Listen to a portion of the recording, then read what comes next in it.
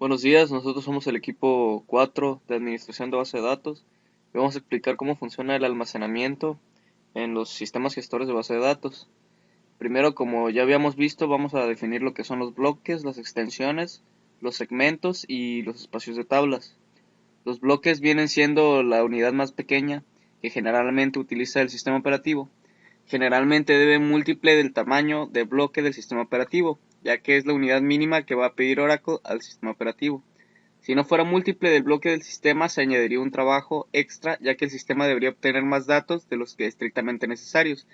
El comando para verificar lo que viene siendo el tamaño del bloque puede ser db espacio bajo block size. Las extensiones se forman de uno o más bloques.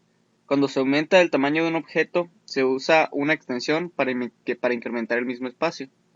Los segmentos son un grupo precisamente de extensiones que forman un objeto de la base de datos, como una tabla o un índice. Y el espacio entre tablas está formado por uno o más data files. Cada data file solo puede pertenecer a un determinado table space. Bueno, las bases de datos suelen ser creadas para almacenar grandes cantidades de datos de forma permanente. Y pues sabemos que hay dos tipos de memoria, la primaria y la secundaria. Por lo general, los datos almacenados de estas suelen ser consultados y actualizados constantemente. La mayoría de las bases de datos se almacenan en las llamadas memorias secundarias, especialmente en los discos duros, aunque en principio pueden emplearse también en discos ópticos o memorias flash. Las razones por las cuales las bases de datos se almacenan en memorias secundarias son precisamente que las memorias secundarias son más estables que las primarias. Las primarias suelen ser volátiles y no guardan bien la información, o no la almacenan por tanto tiempo de forma tan segura. La memoria secundaria suele ser más barata que la memoria primaria, aunque esta última, o sea la memoria primaria, tiene una velocidad mayor. Y pues como decía, la memoria secundaria es más útil para el almacenamiento de los datos permanentes, puesto que la memoria primaria es volátil. Bueno, las bases de datos se almacenan en ficheros o archivos. Existen diferentes formas de organizaciones primarias de archivos que determinan la forma en la que los registros de un archivo se colocan físicamente en el disco y por lo tanto cómo se accede a ellos. Tenemos archivos de montículos o no ordenados que precisamente coloca los registros en el disco sin un orden específico. Tenemos los archivos ordenados o secuenciales que mantienen un orden en los registros con respecto a algún valor de campo, por ejemplo, como una clave de ordenación. Los archivos de direccionamiento calculado utilizan una función de direccionamiento calculado aplicada a un campo específico para determinar la colocación de los registros en el disco.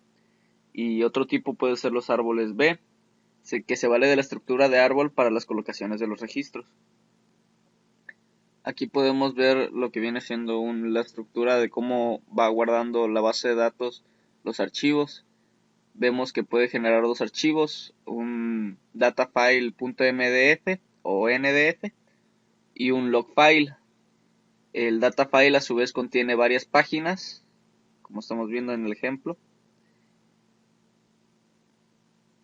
Bueno, una de las características de Postgre es que utiliza un sistema denominado MVCC, que por sus siglas en inglés es acceso concurrente multiversión.